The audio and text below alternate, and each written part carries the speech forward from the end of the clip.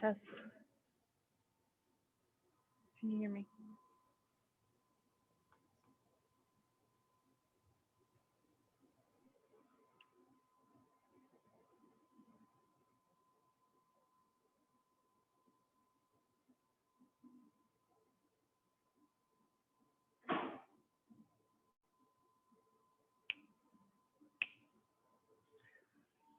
We'll see if it picks up anything. Cool. You want me to put it out there?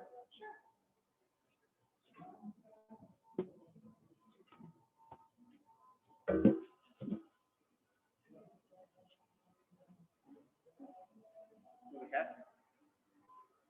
Like two. So if I ask a question right here, it kind of picked up? Okay. Hi, Nick. A little bit better. Now I'm in front of the speaker.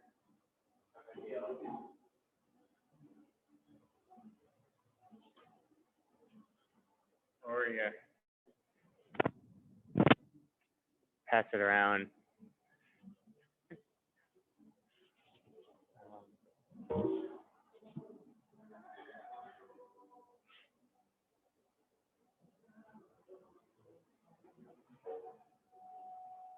Retry it. I'll still repeat the question.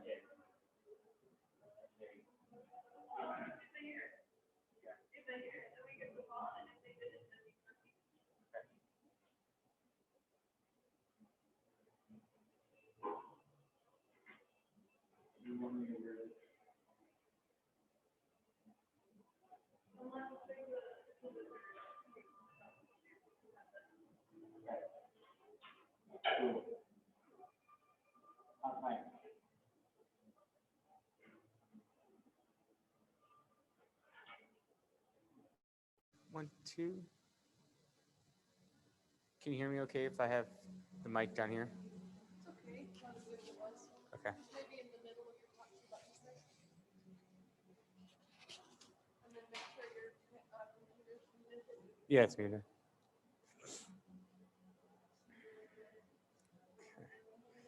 Oh, clicker.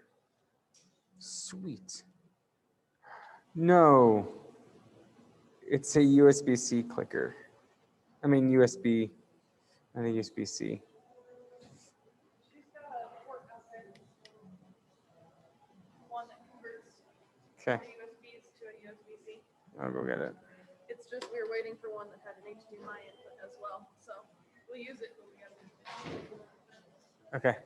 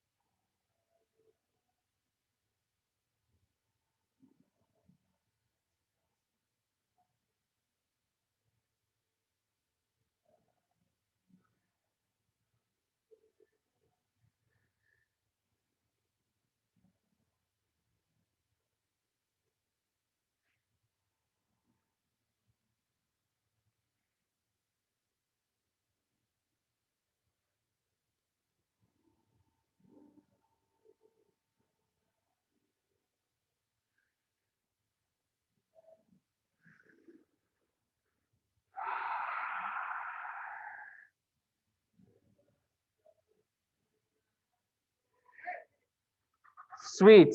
Great job. Now we just need people to show up. Yeah, we did our part. Uh,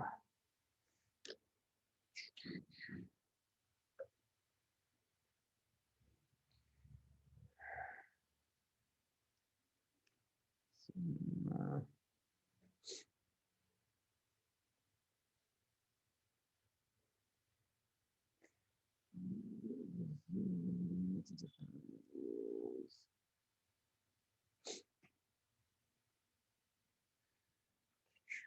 Morning.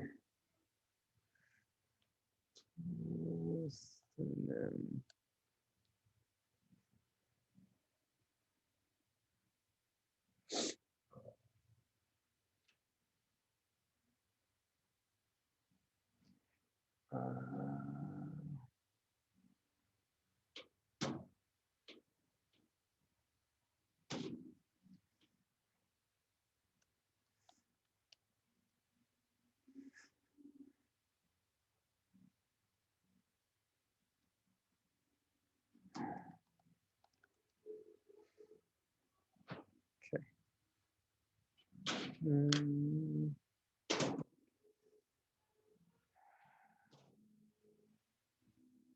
We don't really need to use the hand mics unless there's another presenter here.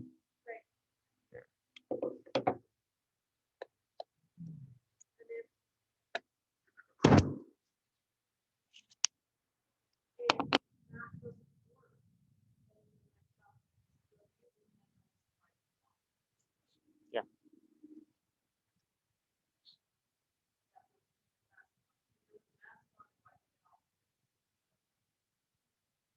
Yeah. It makes sense just to we did that route, just to leave the mic on that chair and have like hand wipes next to it and let people self wipe and put down.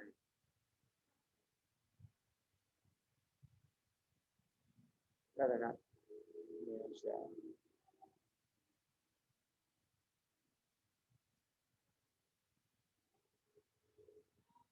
Another thing I don't want to add to the list.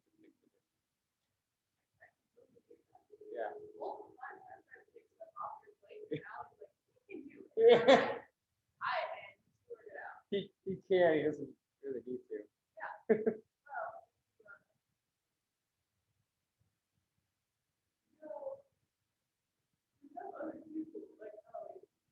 Who's that?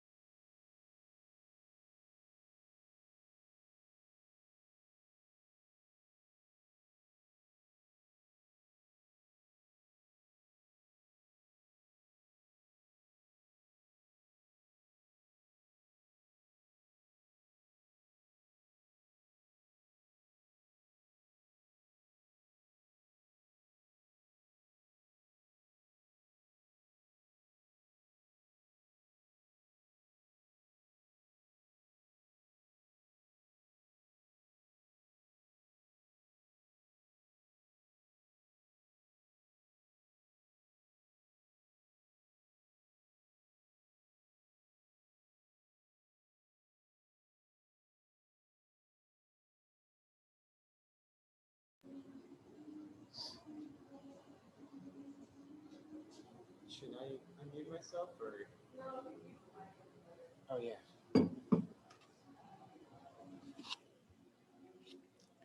Hi, Leandra.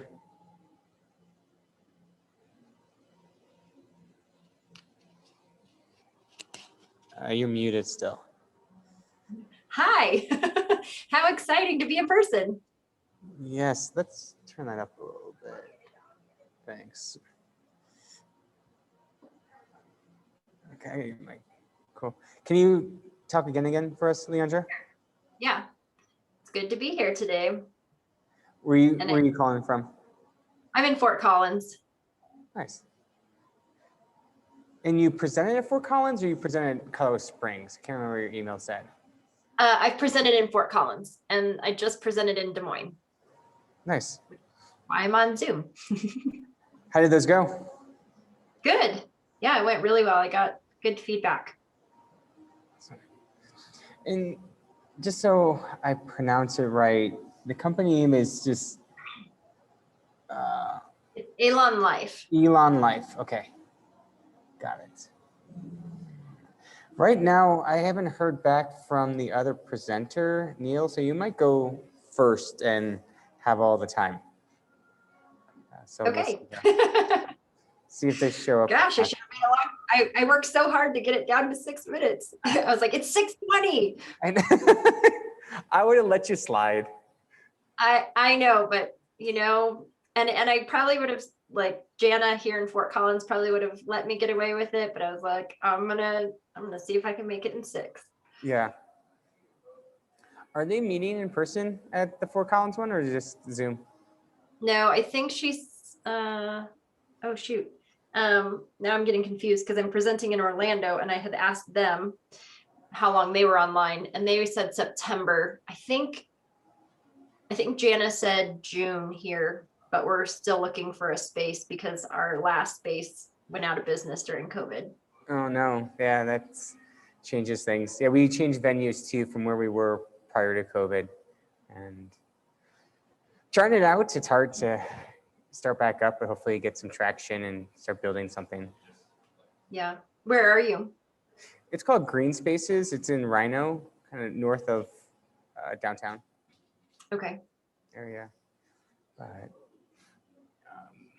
It looks nice. yeah, it's a co-working space, and they have kind of this open area that we can host meetings and people stop by and mingle. So it works Yeah. for definitely the size of people showing up so far. So if it Yeah, becomes too small, it's a good problem. definitely. When did you start back to in person? 2 weeks ago. Okay. So we're still trying to figure out the hybrid of going with people live here, engaging, and then also people on Zoom and engaging and getting the audio to work as well. So bear with us if there's any issues, but we think we've got most of the bugs worked out. Yeah. Like It's one kind of, go ahead. like feedback. If you hear feedback, let us know. But Okay. we try and mute people on Zoom. Like I have my mic. Oh, I guess I don't need to mute this guy here now. You are talking from the audience microphone rather than yours. Yeah, I got this clip-on mic that we have in our soundboard, and oh, Hi, people. How y'all doing today? hey Neil. Hey, you having a good day? Happy morning. Good morning. Where are you calling from? Colorado. We're in Colorado. Just west of Denver, so between Denver and the mountains. I Nice. like it quite a bit. Yeah. I'm gonna make both of you guys co-hosts so you can practice sharing your screen. So Neil, do you want to practice sharing your screen? Yeah, sure. Oh, I need to click some buttons. One moment. Okay.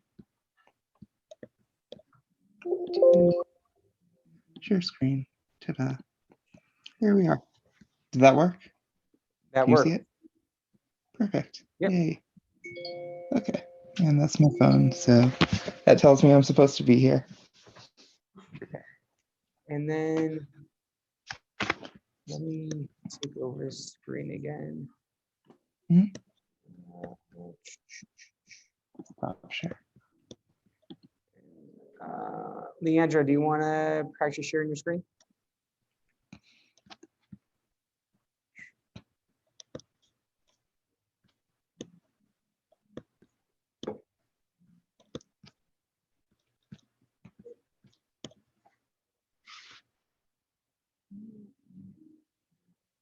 Yeah. Good. Awesome. Yep, I can see it. Okay. Great.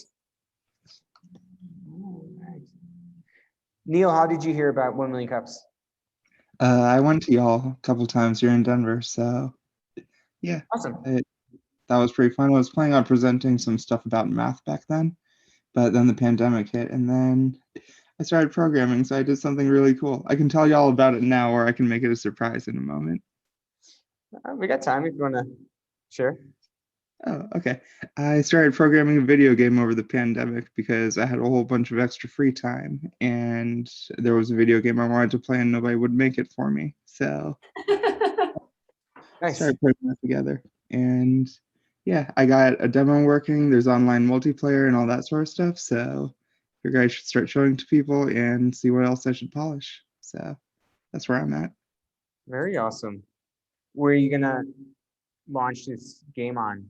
Do you have Oh, platform? I'm already on itch.io, which is basically like Steam except for even less what less finished games. So there's a whole bunch of people throwing things together in about like 48 hours and that sort of stuff.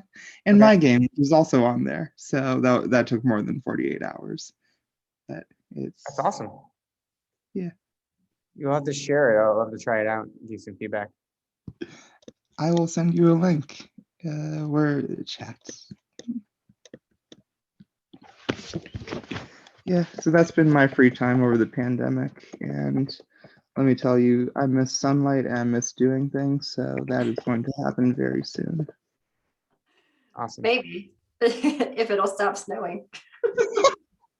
Yeah, that too. Is it supposed to snow today? It's snowing up here. Oh. We It's- got like 4 or 5 inches on Monday night, and then by like noon yesterday it was gone. Of course, I mean it's springtime in Colorado, but it's snowing again. Well, the weather report from Denver is no snow, partly cloudy, 30 degrees. Sounds good to me. Yeah. It's April now, it should stop snowing. Well, I put in my order in February. I said, let's just have one more really big snow and be done with it and have nice weather. And we got that, right? We got our big 15, 20 inches of snow and got our nice weather. And then it went back to snow. I was like, no, you're supposed to stay nice now. Not yet. Not till May. I think May is the good benchmark of when it gets better. Yeah. I was here, at first we got here 6 years ago from Chicago, and I moved here in May, and I remember it snowing on Mother's Day. Oh, my birthday is July 7th, and I've had it snow on my birthday when I was a kid. Oh, really? Wow. Yes.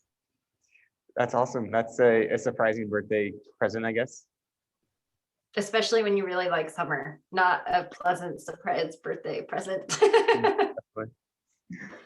But yeah, I taught a first summer session at CSU up here, which starts, I think, I'm trying to remember because this was just a year or two ago. Oh, that wasn't last year, so a couple of years ago.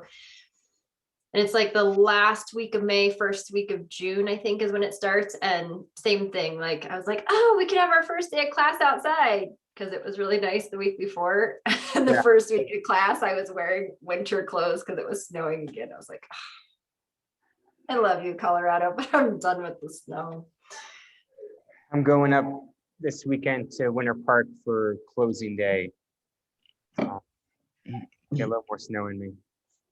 I also don't ski, so that doesn't help. Fascinating. Have The you? cobbler's children, right? So you Wait. never attempted to try to ski? Oh, so when I was, let's see here, when I was 16, my high school boyfriend skied and his family took me and I basically went with him, well, snowboarding. And then I go once a year, maybe when my friend comes up from Florida.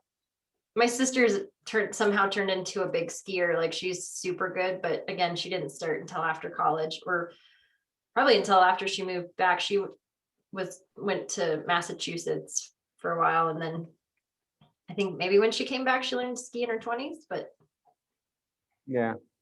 we lived on the Eastern Plains. We didn't ever come to the mountains. Got it. I always find it interesting when you meet someone that's from Colorado that's never skied or snowboarded. Like, how did you avoid it? I don't get it. We did never go west of Denver. Morning. Hi, FIFA. Oh yeah, we have Ben online. We have Paul.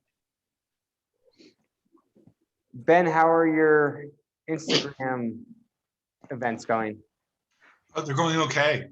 Yeah, I've been getting really good guests, so that always makes things fun. Very cool. Any exciting guests you've had recently? Exciting. So, I mean, they're exciting for me.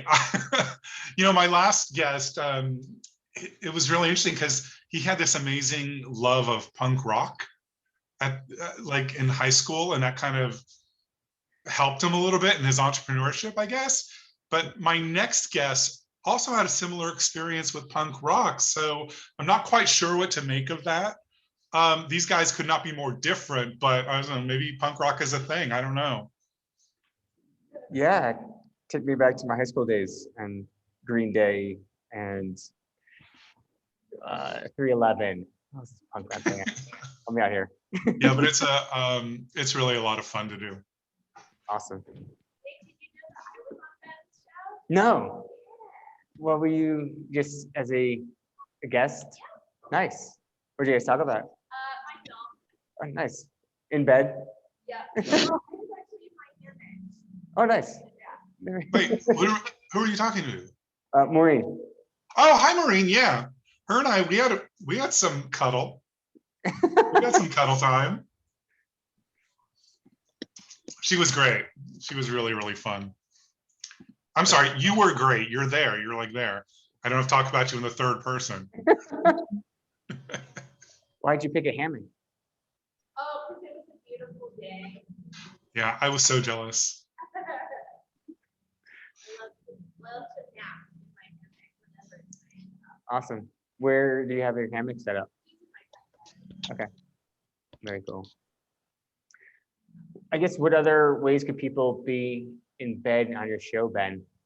Bed. Well, I have had people who will be on a sofa.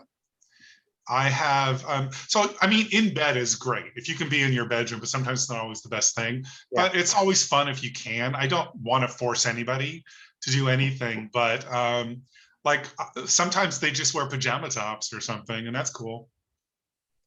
Just fun. That's awesome. Wait, can you give me some background on this? What is? Oh, what's so it? yeah. So my name's Ben. I'm the creator of the Beanie Sleeper, which is a head wrap with a built-in sleep mask. And I created a podcast or a live Instagram show called Sleeping with Ben, where I just basically chat with interesting people about what's going on in their lives. Like for Maureen, we talked about her upcoming or in the works documentary about the women of Madagascar and vanilla farming. Well, not really just the women, but of vanilla farmers. And that was amazing. Yeah, so it's really about that. And it's fun. That's it. Ooh. Yeah, I mean, if you want to be a guest, you can always just email me. Beanie. I mean, seriously, I love it's. Everybody's interesting in some way. Yeah, beaniesleeper@gmail.com.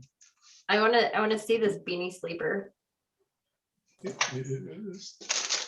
Do I just Google Beanie Sleeper or you put it? Yeah, you can go to beaniesleeper.com. This is a Beanie Sleeper. Oh, hang on. Oh, I've switched screens. Let me see. Okay, I'm ready. Yeah, this is Beanie Sleeper. Where Oh, you go? Sleep mask. And Oh.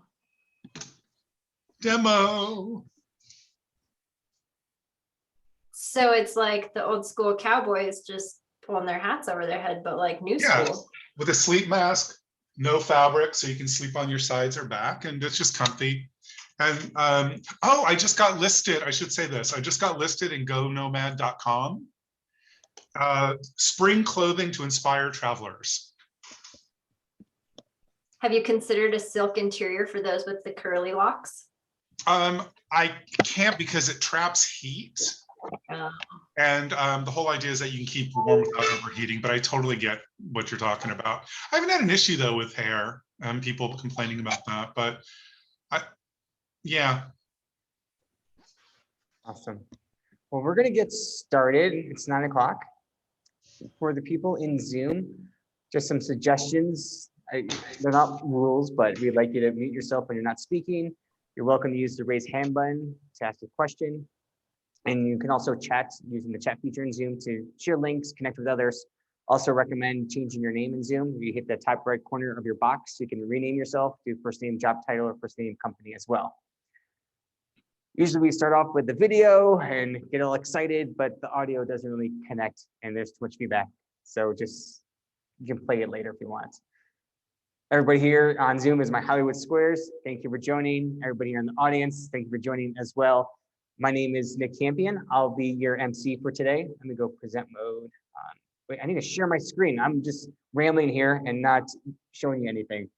I apologize. Let me fix that. Awesome. There we go. That's my name. You can add me on LinkedIn if you want. I need to share links. I'll do that in a second. Here at 1MCDEN Cups, we meet every Wednesday, 9 a.m. at Green Spaces and on Zoom. There's coffee and tea in the back. Maureen, what's your name again? I'm sorry. Mike. Thanks, Mike, for joining us again. We do 6-minute presentations. After the presentations, 15 to 20 minutes of audience feedback and questions. This is a great place for entrepreneurs to be vulnerable, open, and transparent. We're here to discuss ideas, not people, and to build connections as well. So, clicker's not working. Okay, we're just gonna go normal. Who is new to 1MCDEN Cups today? You guys have been here before. Anybody in the Zoom? Been here before, awesome. Well, for people that don't remember, we have a website, 1MCDEN Cups, 1MCDENcups.com/Denver. This is where you can follow us, get our weekly email that we send out about who's presenting each week. We also have a LinkedIn group. This is where I share links that we exchange during Zoom and also post who's presenting each week. And this is a great place to connect with others as well. Clicker is not. Quick shout out to our sponsors. We're at Green Spaces Co-working, also Good Elephant, The Perk, that's the coffee we're drinking, Founders Craft, the Commons on Champa, and Colorado Lending Source. Let's give them all a big round of applause. Usually have a audio clip of claps, but we're trying to do this live. More about Green Spaces Co-working. We're in Rhino, which is Walnut and 24th, 26th, close enough. Free coffee and tea at the events. If you guys do want to hang out for the whole day, you can. Just check in at the end of the event to do that. Shout out to the org team, myself, Gregarious, Kevin, Carter, Ali, Jason, Courtney. You guys are awesome. Thanks for everything you do. Without you, this wouldn't be happening. Now I'm looking for some volunteers to introduce themselves, just looking for 3 people to say hi, what they do, have they heard about 1MCDEN Cups, anything else they would like to share. And I'm going to start it with Michael. You want to say hi?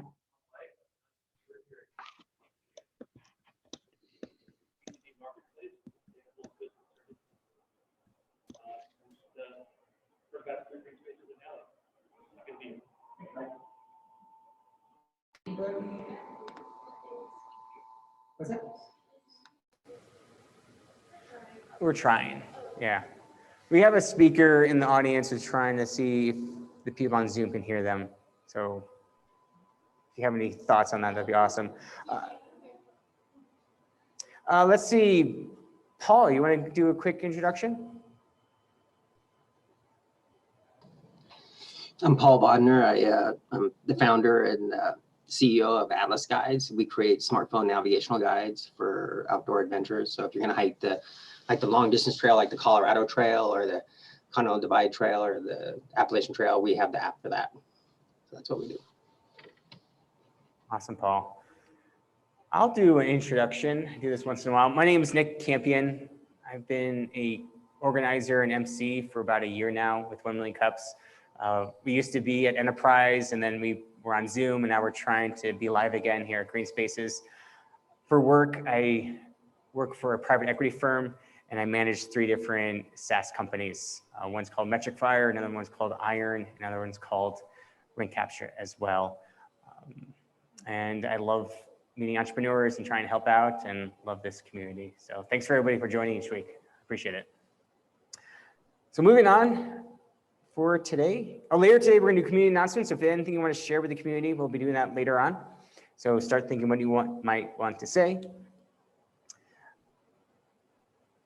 Okay, no, I went too far. Okay, here at 1 Million Cups Denver, we're open to a variety of different presentation types. So if you have an idea, you want to get feedback on it, apply to present. We'd love to hear what your idea is. If you have a product, you have customers, you have some traction, but you want to get feedback on your current business, apply to present. If you're looking to raise money, looking to go to investors, have an investor presentation, apply to present. If you're a business expert related to maybe social media, finance, operations, something that would help an entrepreneur, we'd love to hear your expertise through a presentation. We're also open to organizations related to startups and also past presenters. Before we get into our first presentation, just want to let you guys know that presenters are here for your feedback. It's really important to get feedback from you guys. So during their presentation, I really challenge everybody to think of one piece of feedback you can give or a question you can ask. Because the idea of these presentations is not just to like present their pitch deck and that's it. They're really here to present their business and get feedback on it. So during these presentations, make sure you're thinking of something that you can give feedback on or a question you can ask, because it's really more about hearing from the audience than just hearing from the presenter. So we're going to move on to our first presentation, which is Neil's Mathematics. Neil helps people learn algebra, calculus, statistics, and computer science, learn the subjects more effectively. I tried to change from first person to third person. It's not working. I also help small businesses utilize machine learning to understand the data. Let's give a big round of applause to Neil and Neil's Mathematics. I'll stop sharing screen and Neil's going to take over. Thanks, Nick. Appreciate that. That slide is slightly out of date. I now also do software engineering for people. So if you have computer issues, I got you with that as well. So yay. So yeah, my name's Neil. And today I am going to be presenting a video game that I'm working on. It's about 8 months along in development. I got a working prototype up and running and together, and yeah, would like to know how it looks, what people think of it, and where I should add more in polish, what I should add, that sort of thing. So let's see, we will get into it shortly. Can you all see my screen? Yeah. Sweetness. Okay, so here's the presentation, very white. I could always change the theme, but just to keep it basic. So my video game that I'm making is called Anthology, and the company that's holding it is called Plans Can Math LLC, because I thought that was a fun name. So the game is like chess with wizards, werewolves, and dragons. The idea behind it is you start with an option of like a character select screen, and then you pick the ones that you like the best. So if you want to fight with an army of unicorns, you can do that. If you want to pull together some witches and phoenixes, T-Rexes, things like that, bring some vampires along, you can do that as well. And then you find a friend to play together and just move your pieces around the board. And the person at the end of the game with pieces left, or who has the most pieces after about 20 turns, that's the current time limit, around that time wins. So that's the general idea.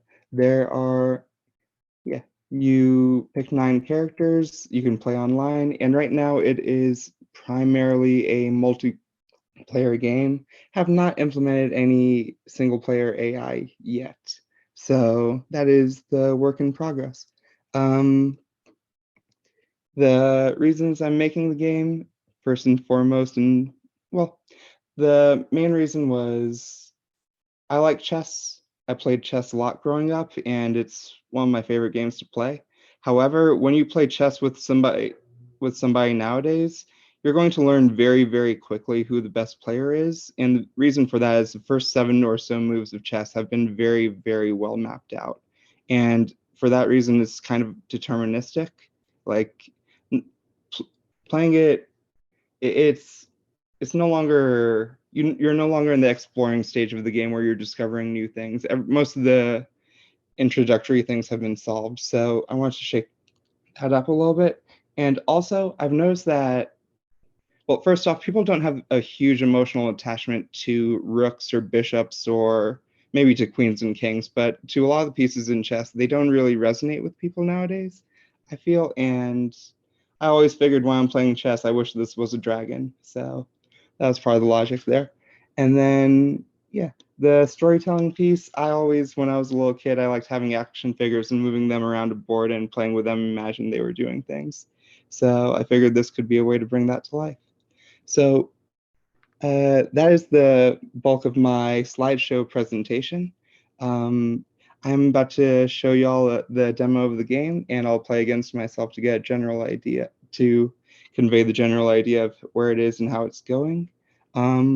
What I would like from y'all is feedback or any questions you have on anything that looks interesting, confusing, you'd like to know more about, or would like to add, stuff like that. So thank you, appreciate it. From here on out, questions are completely cool. So yeah, thanks. And here is the game. I'm going to reload it just because why not?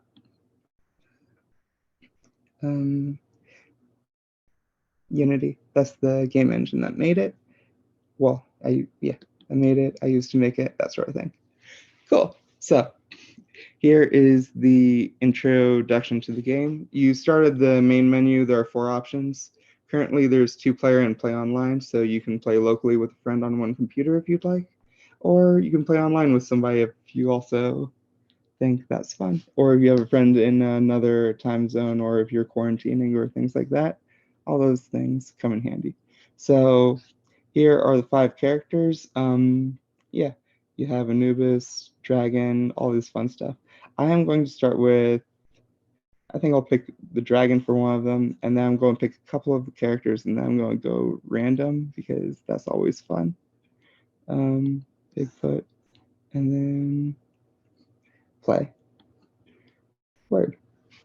So here is this is the core of the game. It's, in my opinion, very similar to chess. You have a grid, you have your characters on the board, and then you alternate taking turns. Black goes first, and the idea is you click on a character. The character can move to any blue space. So let's move Bigfoot all the way over here. And the different characters do different things. They have different abilities and that sort of deal. The Bigfoot is he moves very quickly because he's Bigfoot, and he hits hard because he's Bigfoot. Felt very appropriate for him. The witch is going to go over there, and she has a very fun power, which I will showcase momentarily. And then the bomb man throws bombs. So yeah,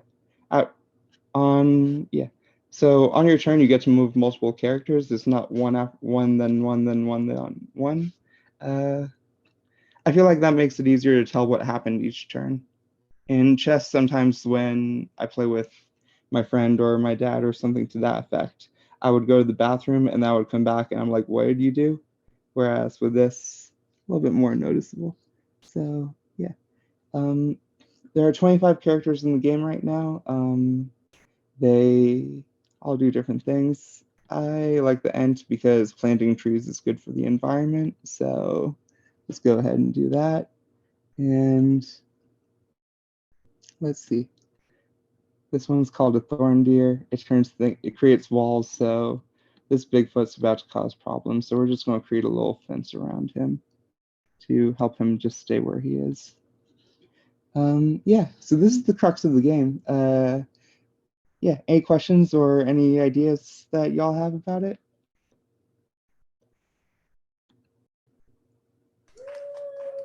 All right.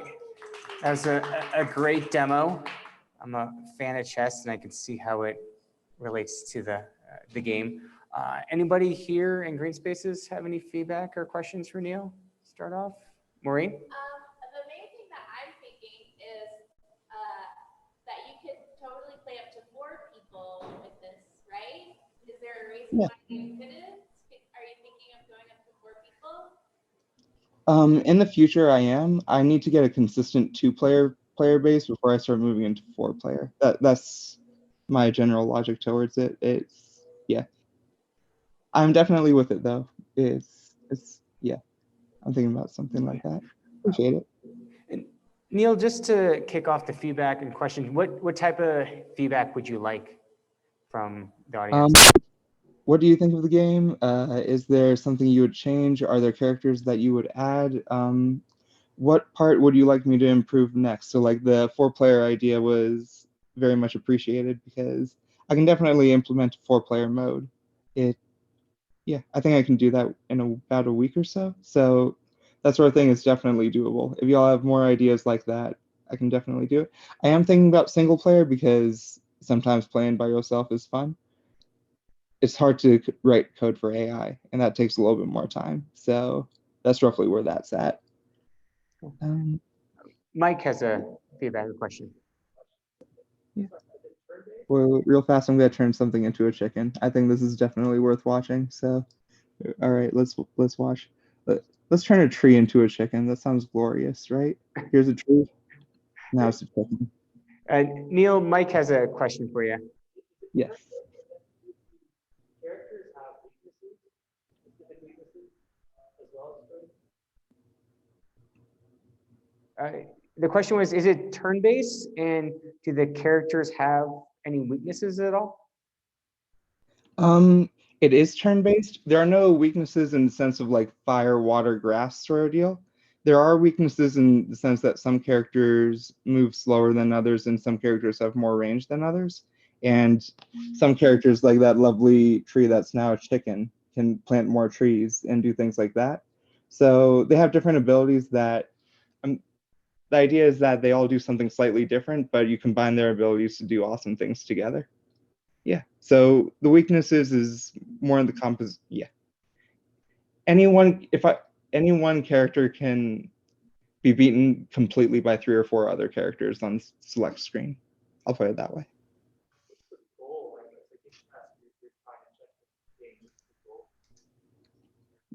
So the question was, what's the goal of the game? Like in chess, you're trying to get the king. How does the game have something similar at all?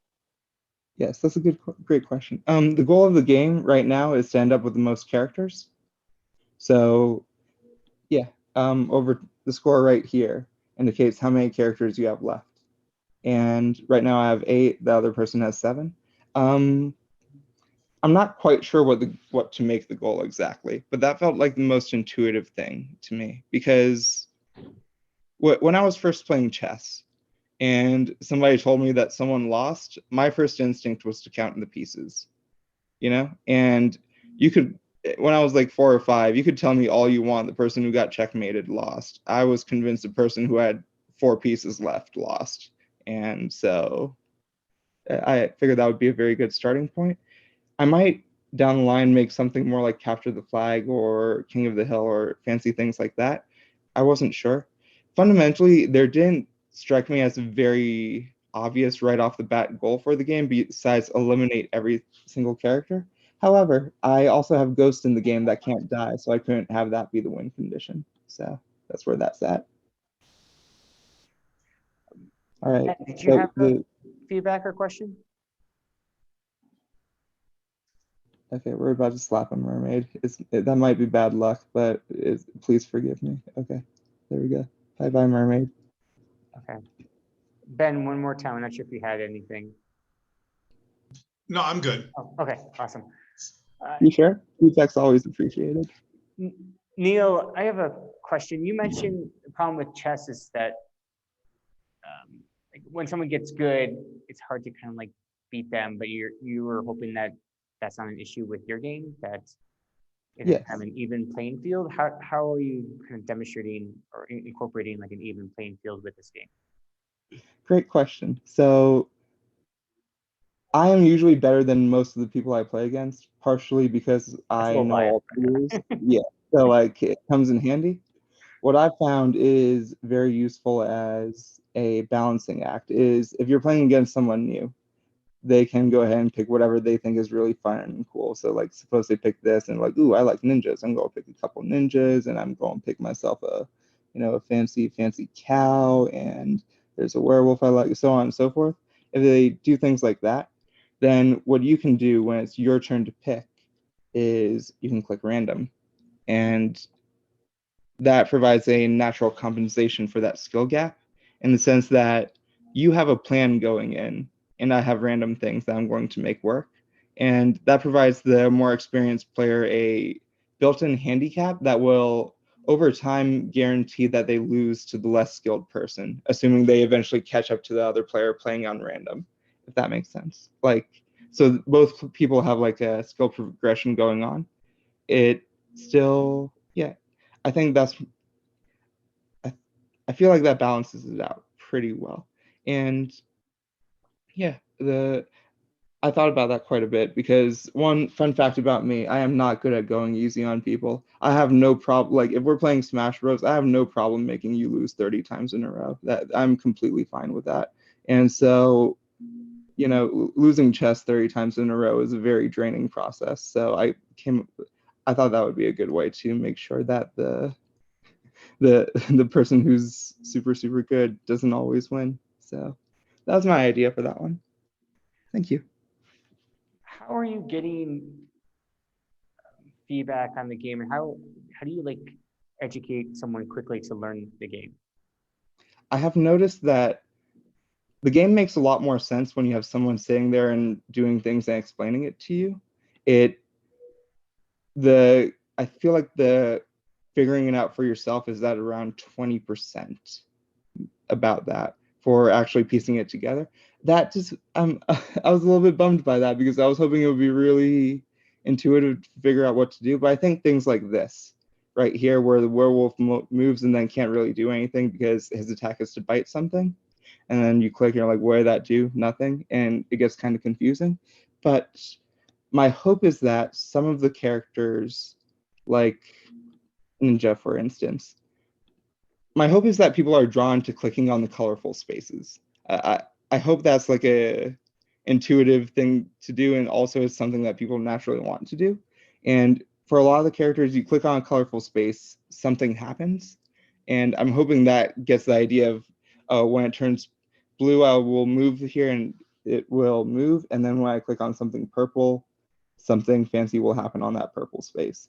And so that's how I'm hoping to communicate that, but it is one of the main challenges. Also, I'm doing this thing. One of my friends told me can't come up with this idea.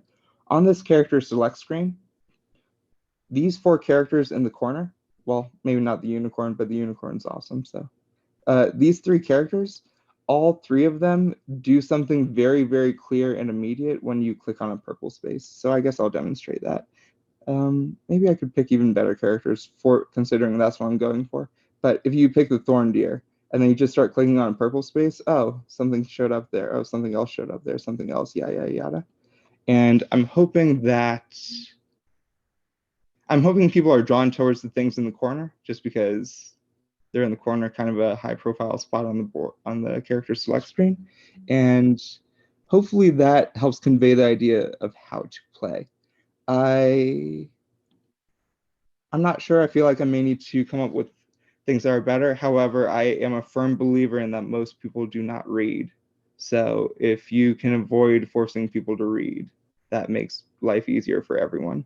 So I'm going to try and figure out a way to communicate things with colors better. But that's roughly where that part's at. Yeah. Allie has a feedback or question for you. Yeah. So I'm wondering, do you out to share it with the world, or what's your goal with this game overall? Is it going to make you money? Is it just for fun? I'm not sure if I heard the question fully. Nick, could you repeat it for me slightly? What's the goal of the game? Is it to make money? Is it just to share with friends? What are you hoping to do with this?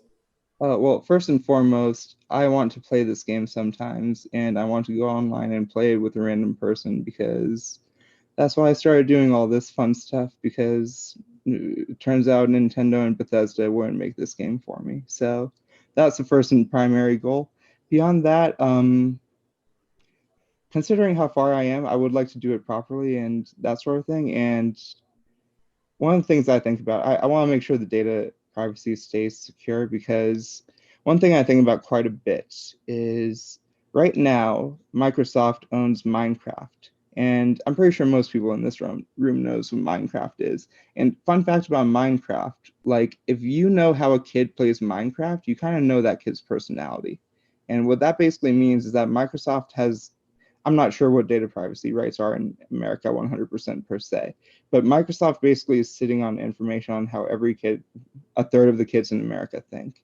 And I would like to make sure that people don't use people's character selections to figure out their minds. So I'll probably sit on that data quietly and or maybe not even collect it. We'll see. One last feedback or question is going to come from Leandra.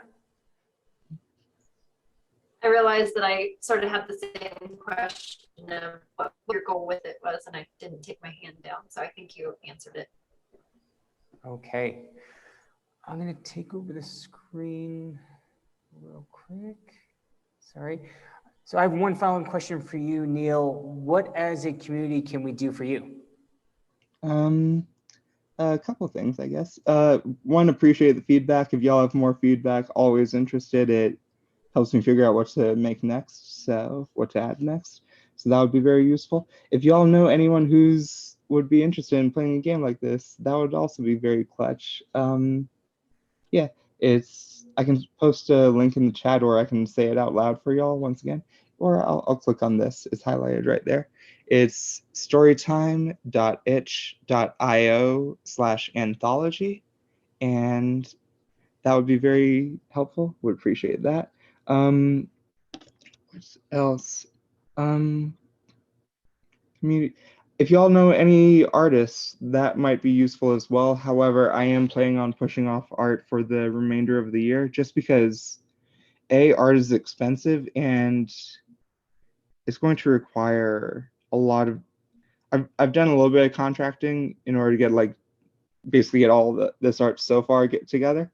And one thing I've learned is that it's a lot harder than it's harder and takes longer than you'd expect, and it's going to require quite a bit of focus on my end. And there are a couple more actual programming things I want to build first. But if y'all know any awesome awesome contractors for music, art, that sort of thing, 100% would appreciate that. Awesome. Well, let's give Neil a big round of applause. Good job. Thank you. I'm going to share some links in the chat for the audience, people in Zoom, on connecting with Neil as well. We're going to take like a 5-minute break for people here in Green Spaces who want to get coffee, tea in the back. People on Zoom, if you need to take a break as well, go ahead, but we'll meet up again in about 5 minutes for our second presentation. All right.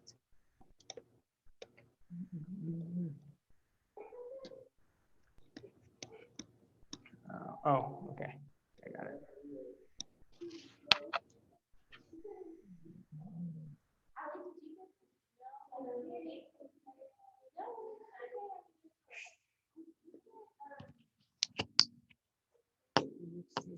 Log in to the main account.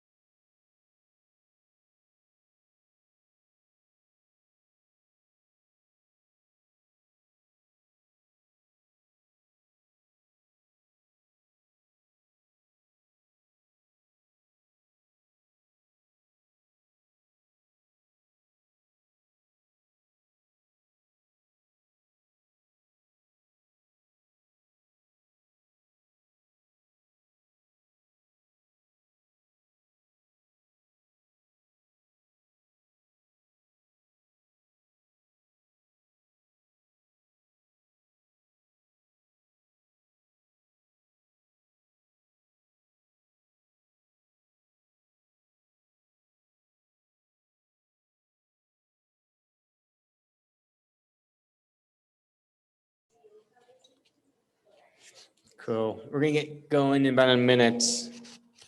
Zoom. All right.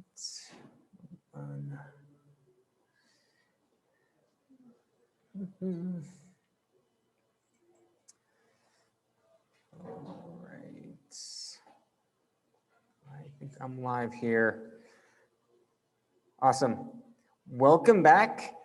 Just another reminder as we go into our next presenter, think about feedback, something that can help improve their business or a question that you thought of while they're presenting. So we're gonna move on to our next presenter, which is Elan Life Consulting. Coaches hire me to make their business more profitable so they can pay themselves for the value they provide. They appreciate how I combine my master's in finance and heart-centered intuition to help them shatter their personal goal settings. Let's give a big round of applause to Leandra. I'll stop sharing my screen. Thank you. So I actually put my asks at the beginning, Fort Collins style here, so that you can be thinking about the feedback that I need. So what I'm talking about today is growing your first million, because becoming a millionaire doesn't happen by accident. And my asks today are, what can I do to better communicate the value of this offer? Is it clear who this program is for? And are you able to identify a specific person who would be a good fit? What more would you need to know to enroll in this program? In other words, what objections should I anticipate? And what further research would you suggest before launching? So when my husband and I first realized that we were millionaires, of course, we were super excited. But then it was followed by a moment of kind of feeling like a fraud, because our only luxury at this point is dining out once a week. We don't even have wall decorations. And I thought, sure, I could teach people how to be a millionaire, but who wants to live like us?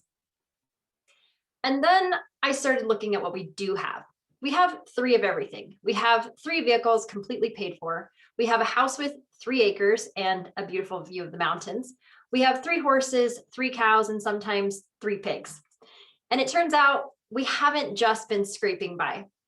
Instead, we've been, as financial expert Ramit Sethi says, consciously spending extravagantly on the things that are important to us and cutting mercilessly on the things that aren't. So my client, Jennifer, is a holistic practitioner with not just 1, but 2 doctorate degrees. And on paper, her practice is successful. She owns a 6-figure business, but like 56% of Americans, she couldn't cover a $500 unexpected expense. And like 64% of Americans, she had less than $10,000 saved for retirement. And even though her business has impressive revenue, she was paying herself less than minimum wage. Her cash flow management was putting her business at risk, like 82% of failed businesses. As Jennifer said, I know how to be poor. I don't know how to be rich. From her childhood, she knew how to navigate the financial systems of food stamps, Medicare, and low-income housing. But what she didn't know how to navigate was the systems of high-yield savings accounts, IRAs, and brokerage accounts. But that's only half of the story. Even with her incredible accomplishments, she still struggles with imposter syndrome. She's worried that if people find out about her poverty background, they'll lose trust in her ability as a doctor. And this fear makes her reluctant to be more visible, which limits her ability to make and grow money. So remember her paycheck? Well, on the surface, that looks like a cash flow problem, but that's just the symptom. The root problem is that she feels like she doesn't deserve to make more money, especially not from helping others. And that's why I've created the Practical Magical Millionaire, designed specifically to teach female coaches and holistic practitioners to overcome ingrained limiting beliefs and behaviors to grow their first $1 million. It takes a 3-pronged approach to growing money: practical, mental, and spiritual. Now, I don't know about you, but when I join a program, I need a program that doesn't just teach me, but it actually carves out the time to get it done. And the practical leg of the stool does just that. It carves out time to learn and create a plan, to implement and execute that plan, and to automate the plan, because that is the effortless path to millionaire status. The course guides participants in the making of both a personal and business spending plan with a system to make personal income more predictable. And will identify the tasks in their work schedule that can be delegated, automated, or completely eliminated in order to free up more time for paying activities. Then the pricing calculator integrates all these plans and systems to determine the price they need to charge to become practical, magical millionaires. This program doesn't stop at information and planning. It takes it to the next level with implementation and automation. And by doing the work together with like-minded women and in-the-moment expert assistance, participants also have support if they hit a snag.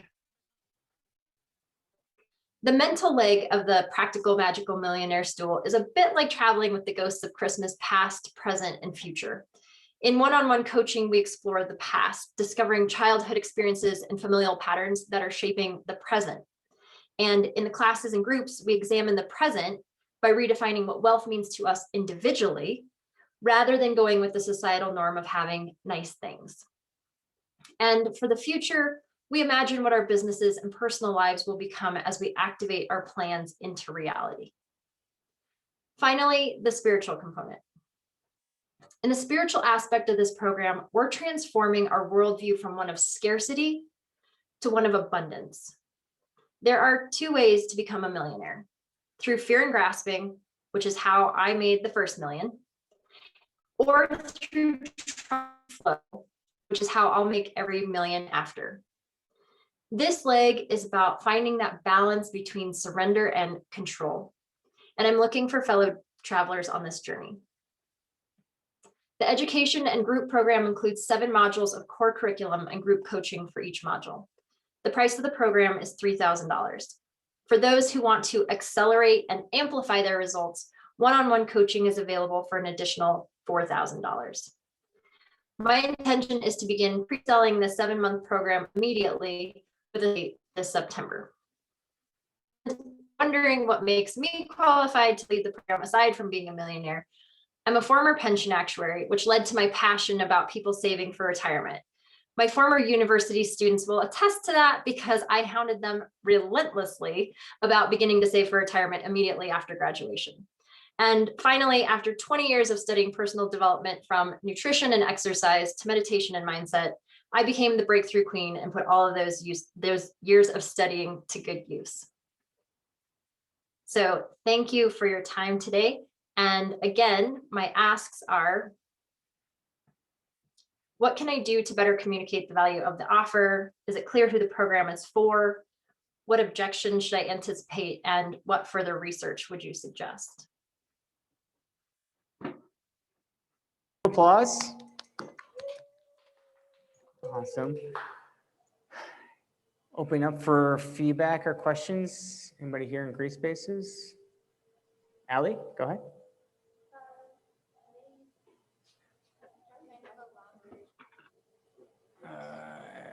Sure. Check 1, 2. Hi, Leandra. Cameras over Hi. there. Oh, camera's over here. Hi. I can hear you though. Yeah. I've heard about a lot of different programs like this, right? As a spiritual person and as a business owner and stuff like that. And this sounds really awesome. I would like to know more. So there's a lot of emphasis usually on the content of the program, like you did, the 3 parts, the physical, mental, and spiritual. I always wish that they would walk me through the experience I'm going to have, because it's like, that's great information. I've seen that everywhere. I've read books with all that information in it, like, but what makes this different than a book that I could buy, or what makes this worth $3,000, especially if I don't get the one-on-one coaching with you, like what am I going to experience? Is it online? Is there videos? Is there courses? Is there weekly check-ins with a group of people? So I didn't really get any of that information from your presentation. So that's just what I wanted to tell you. But No, thank you. I appreciate that. So, so the idea here is, I had actually created a program at the end of last year that is this pricing for prosperity, and it's the cornerstone of this program. And we did it in person. Everybody loved it. The experience is, I understand there's a lot of emotion that goes into money. And so each day we started the course with a visualization or meditation, just getting grounded before doing the scary numbers and the things that get us overwhelmed and just make us want to shut down. The course was awesome, and I got a lot of great feedback. That last testimonial was from that course. But what I realized is that it left the implementation to the participants afterwards. You need to go open your high yield savings account. You need to go open your IRA. Oh, well, which one do I open? How do I do that? And I spent 5 years working at a hedge fund where that's what I was doing with people. And I know that financial websites seem to almost always have hiccups. So my idea with this was that there would be carved out time that you, with the other participants of the group, would be actually opening your high yield savings account. We're just on Zoom, but it's like the moral support. And if all of a sudden you're like, wait, it won't let me pass this, how do I get around it? I'm right there to walk you through it so that it's not like, I can't do this, shut down, forget about it. I'll try again in 10 years, kind of a thing. Does that answer your question? Awesome. Great question, Ali. Who else has feedback or question for Leandra? I have 2 questions. Why are you focused on women, and also who's kind of your ideal customer profile as well? So for one thing, I mean, I think in general, our society needs financial education. Why am I focused on women? Well, 2 reasons. One, I learned early on that when you can help everybody, nobody can think of anybody. And I recognize that with financial advisors, that when there's a financial advisor who tells me specifically who they work with, I think of them when somebody's talking about it.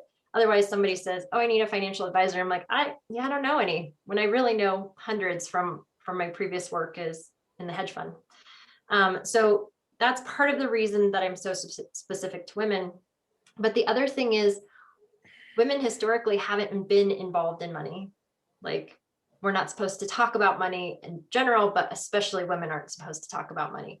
And so a lot of times in relationships, men take care of the money.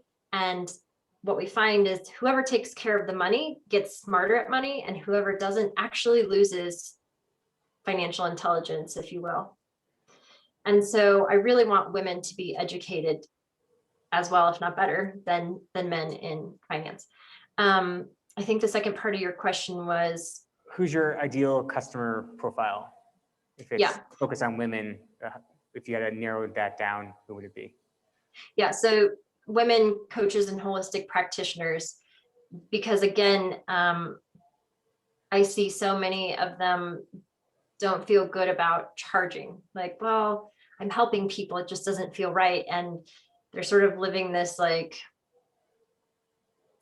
spiritual poverty, like I'm spiritual, so therefore I shouldn't be making any money. But I don't think that's true. I think that money amplifies the good that they can do in the world, because what I find is a lot of them actually would love to donate to causes that they're passionate about, except they don't have the funds to do it. Awesome. Anyone else have feedback or questions for Leandra? Yeah, Courtney has a question. Hey, so one of the things that I would suggest, I'm behind the screen, so it's hard to find me, but I would say that obviously if you're dealing with money, price is going to be your biggest objection.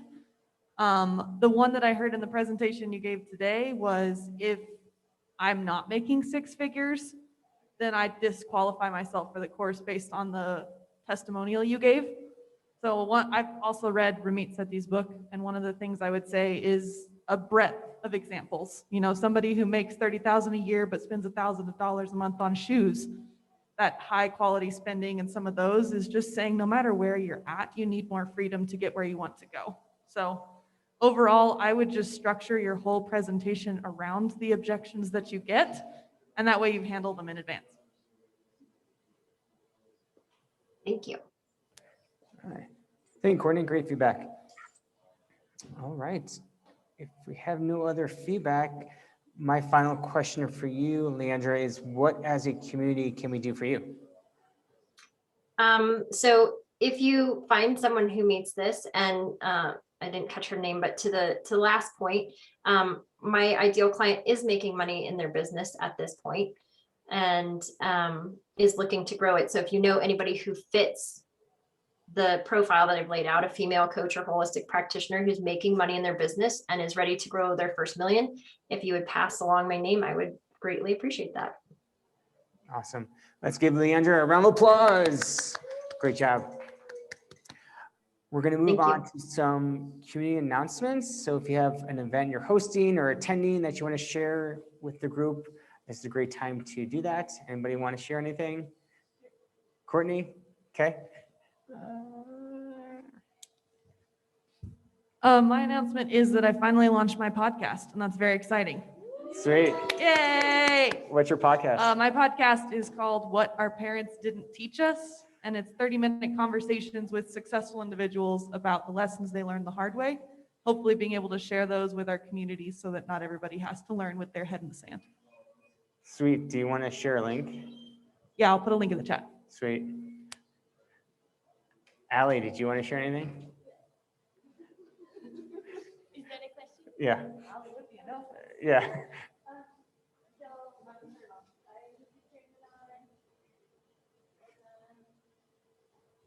Hello. Okay. Hi, I'm Allie. I am the manager here at Green Spaces. Just wanted to do a shout out to Green Spaces in general. If you want to come join us in person, we're doing 1 million cups in person nowadays. So come join us and meet these wonderful people and hang out and chat afterwards. It's also open if you want to come to 1 million cups and then stay all day and work from Green Spaces. We're a co-working space. We've got free coffee, super fun, great community. Please come join us in person. The other thing is tomorrow we are hosting an Earth Day Rhino Neighborhood Cleanup Day from 12 to 4 p.m. We'll be leaving from here from Green Spaces, and then afterwards we'll be having a happy hour sponsored by Epic Brewing. So free beers at 4. Come join us for any and all. We'll be leaving on the hour 12, 1, 2, and 3, and then we'll be here for happy hour at 4 tomorrow. So hopefully you can join us. I will be here for one of those hours. I will put some more information on the LinkedIn group about that too. I'll share about that later. Just an announcement for next week. We're going to do Green Spaces here again on the 28th and also Zoom as well. Just a reminder about our website, 1millioncups.com/Denver. This is where you can go to see who presented each week. Also share the link with friends and coworkers. And if you're interested in presenting or know someone who wants to present, go to our link to fill out an application. Quick reminder, everybody here in Green Spaces, everybody on Zoom, you guys are awesome. Thank you so much for coming out each week. I really appreciate it because without you, I'd just be standing here by myself. I do post these meetings onto YouTube if you need to go back and follow up on a question. They will be posted there eventually. And our pun for today is, if a cop pulls over a U-Haul, do they bust a move? Got some laughs here. Awesome. This sign is in Indian Hills outside of Denver. I'm not sure if you've been in that area, but they have this sign there and they change the pun every day. They have a Facebook page as well if you want to see all the different puns. So that's it for this week. Thank you guys so much for coming out. People here in Green Spaces, hang out, have some coffee, mingle.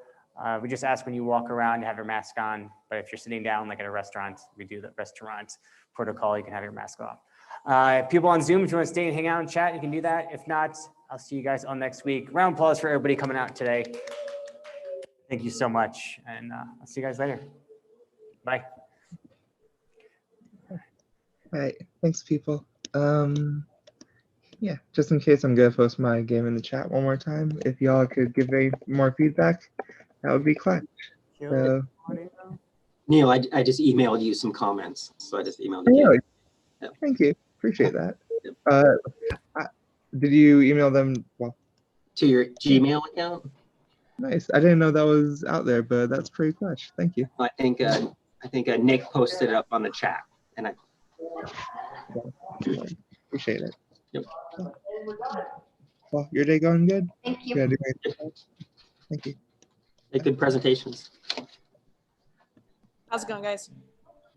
Good. My Zoom people. How was the Nice. sound today? It's pretty Once you good. got the microphone- 1 to 5 fingers. Are we like getting up there? 5. Oh, excellent. Thanks, Isaac. Much better than last week. Yeah. But we're getting better every week. We're bound and determined to make this work. It's great. Once you got the microphone, it was spot on, but without the microphone, I couldn't hear anything. Yeah, the microphone, we're just trying to debate it with COVID, since you really have to, like this one, you have to put it right up in your mouth. And when you put it right up in your mouth and then you pass it around to 8 people, I just feel like you're asking for a virus.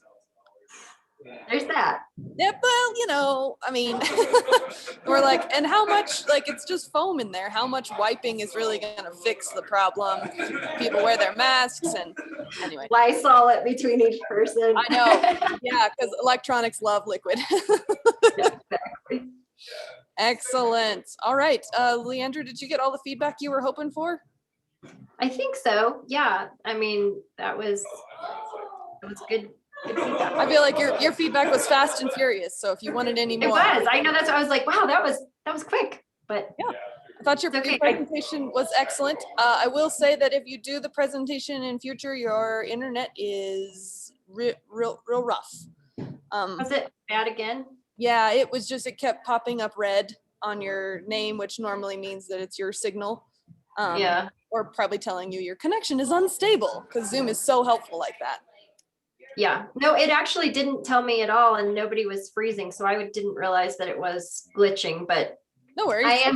I am aware of it, and there's nothing I can do about it. I was hired to make financial videos for a company, and I was supposed to be doing interviews, but my internet was so bad that they were finally like, okay, go get a new phone, record on your phone, and just do your own videos by yourself. Oh, wow. All right. Yeah. That's So- rough. One of my clients lives in the middle of nowhere, and they just got, is it called Skynet or something like that? Like it's, Satellite internet is internet. just rough. When you've got it, it's great. And when you don't, you really miss it. So we came from satellite internet. We moved closer to town. We used to be 45 minutes out of town, and we had satellite internet. I couldn't even do this if I was on satellite, but we do have CenturyLink. It's just that the physical speeds can't go any faster than 5 megabytes per second. So Fun stuff with the internet. yeah, Just all So- casual feedback, just, from more sources of feedback. Not that there's ever anything you can do. Feedback I would is say that's the sad thing, is that's one that's like, yeah, there's nothing I can do about it. do you do massage as well, or you just have a table? I do energy work with my local clients. So while we're doing coaching, I do some energy work with them and That's awesome. do How long do have you 2 been things at doing- once. How long have you been doing coaching? 3 years. Okay. You like it? I do. I love it. I mean, gosh, when you get those emails from your clients, they're like, and then bam, I had this breakthrough. It's yes. Oh, it is awesome. Awesome to see that kind of breakthrough. Yeah. Yeah. Fun. Cool. Neil, did you get all of the feedback you were hoping for on the game? Yeah, I got a lot. Appreciate it.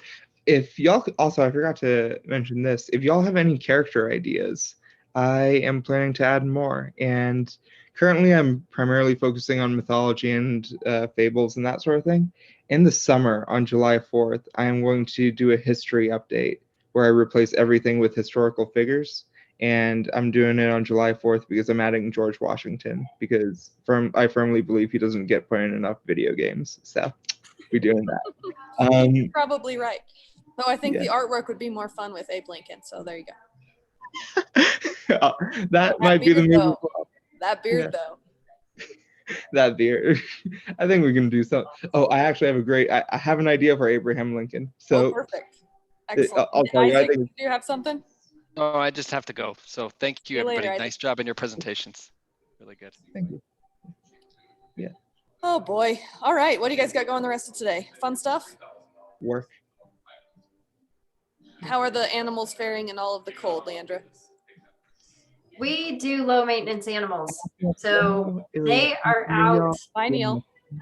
they are out in the weather and they are to do what nature told them to do, and they grow big poofy fur coats and they That's just awesome. manage. I grew up on a ranch, so you wouldn't know it now looking at me Are you- living in downtown Denver, but Are you from Colorado? no, New Mexico, actually. I've been in Colorado Okay. 12 years now, did some nonprofit work and some graphic work and just kind of do it all. Uh-huh. And what do you do now? I'm a coach. Okay. What's your specialty? My specialty is breakthrough. So I kind of am like an unlicensed therapist. I work a lot. I do some energy work. I do TFT and NLP and all of those. But I do a lot around mindset. So I resonated a lot with what you were saying, and I hope that the program works out really well. Yeah, the feedback on the experience was really good. Like, okay, I get that, because it's like, when you have 6 minutes, what do you put in there and what do you take out? You know? Yeah. Yeah. I it's kind of like the elevator pitch of pitches. It's so condensed. I also felt like your first slide was really hopeful, like how to do it. And then it was basically, sign up for my program, which is a typical, I feel like, a bait and switch for a lot of coaches. But maybe if you just had one nugget in there, you were like, hey, as just a throwaway, as a freebie, go and open a high yield savings account. Google it, or I have an article on my website or something, just like that will change your life. Go buy $5 in crypto. Anything you can just tell people that's like, do this one thing, and if it works, then you should come back and talk to me. Yeah. I think so. Honestly, I changed this in the last 2 weeks. I was just going to be talking about the pricing course. And then I could not I spent 2 months trying to make a pitch on that. And normally, like, presentations, I'm like, okay, yeah, I'll have the outline, no time. 2 months, I could not write that damn pitch. And I almost canceled. I had signed up with Des Moines first before signing up at Denver. And I almost canceled and just said, I can't do this. Because I got nothing to, like, I can't figure out how to say what I need to say. And I was like, what if I threw out my idea, this idea that I've been playing with, and all of a sudden within an hour I had like an outline. I was like, okay, we'll go with that. But that's the thing that I realized, like, I think for marketing, my plan is to do like the hour long, and it will be more of like, here are the things that, here are 3 things that you can do, or 3 mistakes, here's how to fix it. And if you want help. Yeah, definitely. I also think you could charge a lot more for your one-to-one, but that's, you know your market better than anybody. Yeah, I think looking at it, like, I want to do this the first round, and then because I only have so many slots, that price will start to go up. Yep, especially if you're dealing with people that are already making 6 figures. One of my friends lost a client the other day because their prices were too low. True. Have you ever looked at The Ultimate Coach with Steve? Yep. I haven't looked at his. I was just listening to it again. The Prosperous Coach, Steve Littman. No, Rich Littman and Steve. No, different Steve. It's a different Steve. His website is theultimatecoach.com. And that was one of my breakthrough moments with pricing personally, was for a session with him, it's $5,000. And to work with him for a year is $1 million. And I was just like, okay. Oh, all right. Well, this whole $200 a session thing will not work anymore. So I just launched an exclusive version of my coaching called Non-Carré, or Non-For-Real if you're an American. But hopefully that will help for the people that are looking for more exclusive services in the one-to-one area. Yeah. We'll see. We'll see. If you ever have questions, feel free to shoot them my way. I like to just brainstorm with these kinds of things and be like, should this or this, like $29.95 or $3,000, and this value proposition or this one, or just little things like that are all psychology. And for me, it was all about getting outside my head. I was borderline schizophrenic trying to coach myself through these. So I just try to make sure I network with other coaches. There's plenty of pie, you've got 20 spots in your program, and I can only handle so many one-to-one clients, and there's millions of people that need our services. So I'm always like, let's just get together and freaking talk about this. And I'll ask you the questions so you can just be 100% vulnerable, and then we'll swap it, and I can ask you the questions and be vulnerable. And I think we need more of that, because too many people try to hire each other or get into this weird dynamic of who's better. And I'm just like, oh, F all of that. Let's just live. Let's just help each other, because honestly, I think that's been my favorite thing about niching, is like when you don't have a niche, like everybody's your competition. And then as soon as you have a niche, it's like, oh, you do finances, but not with women coaches. Cool. We do something different. Like, yep. That's why I especially appreciate it. Absolutely. Yeah. So if, let's see, I'll throw my email in the chat. Okay. If you I ever was saying, because all I know you as is audience. Oh, yes. My name is Courtney. Okay. So you're the one. Okay. I was going to ask you, because I thought I was like trying to put the face with it. I'm like, was she the one who said that you started your podcast? Yep. I started a podcast. I just sit back here behind the scenes of all of it. So I'm close to the sound system. And So you're the sound ninja. Yes. Nice. So, yeah, hit me up. You can shoot me an email and we can throw 30 minutes up on the calendar sometime and see if there's any kind of collaboration. I just moved up here to be around more like-minded people. And I've worked out a couple of trades with other coaches just to be like, hey, either we're going to each have to hire executive coaches, which is a good idea, but also very expensive, or we could just leverage each other's skills. Right. Plus, I love to outsource. So I have several clients, like you were mentioning. I have a couple of therapist clients that I've worked with. Jesus. Just had to make, I had to make their money work. They were making well over 6 figures and still couldn't figure out how to do what they wanted to do. And I was like, okay, give it to me. So we downloaded it, and I built out lots of spreadsheet templates and things like that. And it's really neat. Once the money works, so much of their stress goes down and we can get to everything else we need to be doing. So I would love to outsource some of that in future, just because if one more person is like, hey, can you do the budgeting thing with me? I'm like, that is not, and that's, so honestly, when I thought I was starting my business 4 or 5 years ago, I thought I was starting a budgeting business, but I was like, that's not the way to make money, is one-on-one budgeting. That's why this course came about, is to teach them in a group, leverage the time. They don't have to pay as much. You leverage your time. And I actually love that part, but I love that they have it most of the way done, and then we can one-on-one just fine tune it. And absolutely. The piece that really surprised me when I made it, the pricing calculator, was when I added the scheduling piece in, because I like, when I created it last year, I had all the pieces, I just never put it together. And then when I put it together, I was like, oh, this is so cool. Like, oh, and I made, like, because I made a personal roadmap for each person that would auto populate once they had their information in. Yeah. And then the scheduling piece, I was just putting, like, let's color code your schedule. And when I started doing that for myself, I was like, holy crap. Like, it was mind blowing. I was like, I never thought to sit down and say, this is my time for marketing, content creation. This is my time to have free, the consultations. This is the time to do paid work. This is the time for education. And once I did that, it was like, oh, and that's, so many coaches, I mean, at least you were charging $200 an hour. Most coaches are charging like $65 an hour. And it's like, you have to be doing back to back to back. And unless you have some amazing way of getting that back to back client stream, you have to charge for the hours that you're not getting paid. Yep, absolutely. Yeah, it's not about the 60 minutes of sitting here. It's the 10 years of learning it took me to get here. Well, and then how many hours did you spend to get the client in front of you? Yeah, how many lost leads, how many non-conversions, all that kind of stuff. It's crazy. When you actually sit down and do the numbers on these kinds of things, your LTV is pretty decent, but your cost per acquisition is really, really high. Yeah. When you compare the two of those, you have a problem.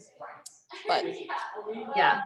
yeah, most of my clients, when we sit down, I normally find at least one problem. Like it's either their budget or their mindset or. And my typical strategy with them is to implement a lot of structure and then basically deconstruct all the structure we implement. And usually the structure forces the mindset shift. And then when you take the structure away, it works. You know, I did a budget a couple of years ago and I haven't touched it since, and everything's fine and my value's growing. But I had to make it first. You have to put it into a structure. People that tell me like, oh yeah, every month I do my budget. I'm like, why? Did something drastic happen? Like, did you buy a house? Why are we redoing the budget? The budget, why are we touching the budget? Don't touch the budget. Right. Yeah, exactly. Like you shouldn't have to do this, but every once in a while. But yeah, that was, I was doing that, and my friend who took the pricing course said, oh, you have to read this book because it's like the pre-course to that course. And so she sent me the Ramit Sethi book, because I tend to not read those because I'm like, well, I already know how to do it. But then I was like, oh, yeah, that is what I'm doing. Oh, you just codified what I'm already doing. Nice. Okay, good. Excellent. Yep. Finally, someone who put the how in a book. That was my biggest thing with him. And when I meet people who are like credit card debt or any of that kind of stuff, I'm like, just go read the damn book and then come back and talk to me. We can't do this yet. Yeah. So I love that he puts so many details in there. Yeah. So once, for those people, if they don't want to read, once I get rolling because of the internet issues, we started making these videos in January, and it was just like hiccup after hiccup after hiccup. And now now I think we're ready to roll. We have a new phone. I've made a new outline for at least 6 months. They're going to be just bite-sized steps that kind of come from his book, but kind of like the places where I don't agree, I kind of do my own thing, or where I need to follow because they're 401k. So like, we're not going to be talking about IRAs much because they're trying to get people to put into their 401ks. Yep. But if you want to send them that, it's just like a weekly, they're about 5-minute videos. Okay. And is that, Like, is that what you're going to be using inside the group course? Is it something different? No, that's just your thing of like, either go read this book or go watch these videos kind of a thing. Unfortunately, they're not. I was hoping they'd keep them up so that people could take it like a course for their participants, because they have 500,000 401k participants that they're pushing it to, but it's also open to the public if you know about it. So they said, well, for space, we might take down some of the videos, which I was kind of like, well, it is sort of, it's going to be a step-by-step thing of like, take this step this week, next week, take this step. But, they wouldn't have to pay for it. It's just a bite-sized thing. Do this. Mm-hmm. Yeah, I feel like I really wanted somebody to redo Dave Ramsey, and so far Ramit is the only one I've seen that's come close. I feel like Dave Ramsey's like an elimination diet or something like that, and I was like, how about we do a blood type diet? Because getting rid of everything and not buying a house until you have $500,000 liquid. I was like, I'm so sorry, that doesn't work. I can see why you, like, avoid some debt. And I'm like, yeah, debt shouldn't be a tool to buy a TV. But at the same time, if it's 0% interest and I carry it over 12 months, like, how bad is this? Because that gives me more money to play with. If I put that into stocks, I get more back. You're talking to people that don't want to learn, and I'm talking to people who want to learn how to play the game. Exactly. Yeah. And I've heard people who follow Dave Ramsey and they're like, my house is paid off. Well, how much do you have in retirement? Oh, I haven't started saving for retirement. So you mean to tell me that you have free money, 30-year free money at like 2.5%, which inflation's 3%. So you have free money for 30 years and you haven't invested at 13 to 30% in the last whatever. So it's like, I'm not a big fan. I like some of Dave Ramsey, but I'm not. Yeah, no, somebody needed to redo it for the thinkers of the world. I feel like he catered a lot to people who fear education, a lot of times in the conservative Christian church, when they're just like, ooh, careful, the tree of knowledge. And I'm like, okay.